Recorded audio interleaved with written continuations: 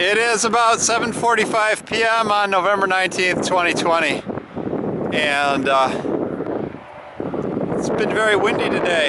Tomorrow's the last day for a long time that the temperature will be reasonable, but winds up to 20 miles an hour are predicted, so that's a bit of a problem.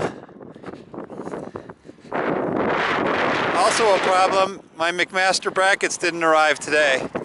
So I've got two 45-degree braces here, and down there where you can't see it, there's a J-bolt, about an 18-inch J-bolt, stainless steel, hanging down from the bracket. There's one over there too, and then these two boards are kicked in from the side to keep the bracket from moving left to right. And earlier today I had a whole bunch of motion in this back and forth on this axis here, and so I went ahead and secured the verticals again using the nylon straps. That was fine.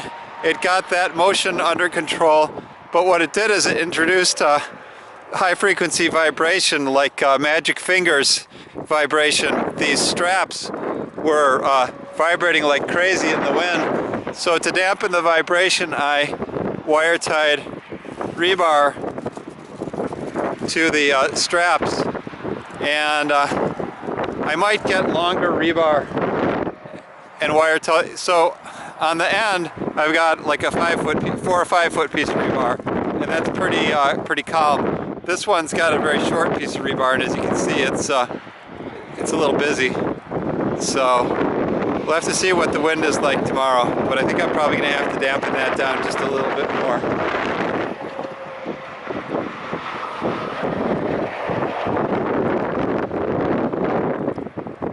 So tomorrow, concrete. Oh, there's no way you're going to be able to see this, but yep, you can't see it. There's a piece of rebar that's going to hang from the 4 J-bolts, and then there's 2 other parallel pieces of rebar, because I want this piece of concrete to not break apart. It'll be a 6,000 pound piece of concrete, which is more than I need, but if it starts breaking into small pieces, I might not have enough weight to counteract high winds. I need about 2,000 pounds of weight to counteract a 100-mile-an-hour wind. So I guess I got a three time safety factor. All right, I need dinner. November 20th, 2020. A little less windy today than it was yesterday, thank goodness. So what have I got here?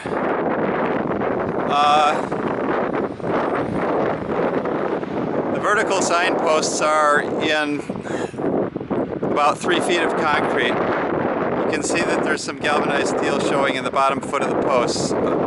That was supposed to be underground. The guys that drilled the holes kind of choked. They drilled 4-foot holes, and then in the course of leveling the bottoms, they added a foot of gravel, and they didn't even get the bottoms level. So unfortunately, that lack of sufficiently deep holes necessitated some bracing. So what we've got here is 4 unistruts that are attached to the posts with 45-degree brackets, and the nylon straps are holding the posts in plumb and maintaining a coplanar surface at the top there where the sign will go. The sign is over here. And so the 45-degree braces terminate with another 45-degree bracket on the bottom end, and then there's a stainless steel J-bolt. And I had these little 8-inch number 3 rings in my garage, and I don't know what I could possibly do with them other than this, so I threw them in here. And so the center line of that J-bolt needs to be 2 fingers from the twine. And so the way I'm going to maintain that dimension during pouring is I'm going to put this board up against the brace with a cinder block on it. I'll do the same thing at all 4 braces, and I don't think the boards go on the same side in each case. These are all sprung just a little bit differently. And so the true purpose of this sign project is a little more complicated than just a sign. What I'm really doing here is building a tall skyscraper, and the sign braces are a cover for the initial foundation work for my skyscraper. I don't think I need a foundation permit for sign braces, so I'm able to slip my skyscraper foundation in here without permitting and without anybody noticing. Yeah, that's it. Anyhow, the 45-degree angle of the braces is maintained by these threaded rods, which have a really big... So I cleared off the grass, and each rod has a really big stainless steel washer on the bottom, so I pounded it down and compressed the soil. And using threaded rods makes this a very adjustable system to get the braces at exactly 45 degrees. I was able to run the nut up and down. And I haven't looked at it, but I'm hoping the braces are all coplanar. Uh-oh. They're not. That second one, it's hard to say who's out of whack here. But once I kick the boards up against the braces, I'll do my final 45-degree leveling, if you want to call it that. I guess I can pull a string. Alright, I wish I hadn't looked at that. I'd say the difference between the average and the biggest outlier is about 1/4 inch. I'm gonna have to fix that, I think. Alright, so now I need to put some plywood on the ends to reduce my concrete usage. And then I'm going to call the concrete place with my final calculation of volume. I think it's going to be about 6 yards, which is just completely insane. It'll be 9,000 pounds of concrete. I'd say that's overkill. Okay, it's about 2 o'clock and here comes the concrete truck. I've more or less backfilled the ends. Everything's ready to go.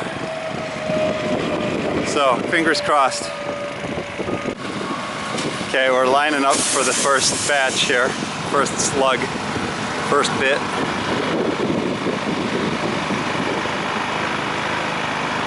Okay, it's about 3 o'clock. We've got about 5.5 yards in the ground. And turned out pretty well. That plate is above the concrete. The other ones aren't quite as clean. That one's gone submerged a little bit. I'll take care of that with the trowel. Ooh, that one is submerged also.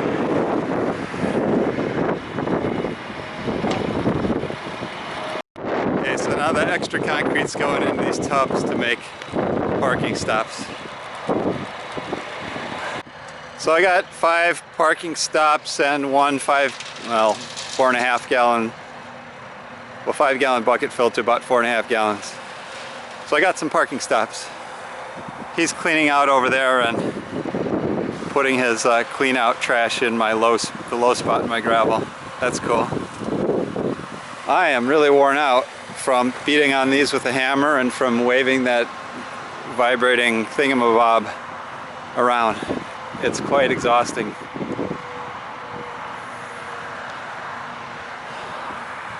So I'm going to go over there and try to trowel the concrete a little bit because the level's a little too high on a couple of the brackets. Alright, it's about 4 p.m. now. I did some rough troweling to try to get the surface elevation below the brackets. and I did a better job on some than others. Since I used 2x6s and my trowel only reaches about 4.5 inches, I wasn't able to reach all the way to the obscured side of the bracket. Anyhow, I just kind of did a rough troweling job, maybe to make it more resistant to water or something, I don't know. It seems like it's denser and likely to last longer if it's troweled. So I troweled it, but it's not really a finished troweling. So now I just need to return the vibrator to Rental City, and it is starting to drizzle.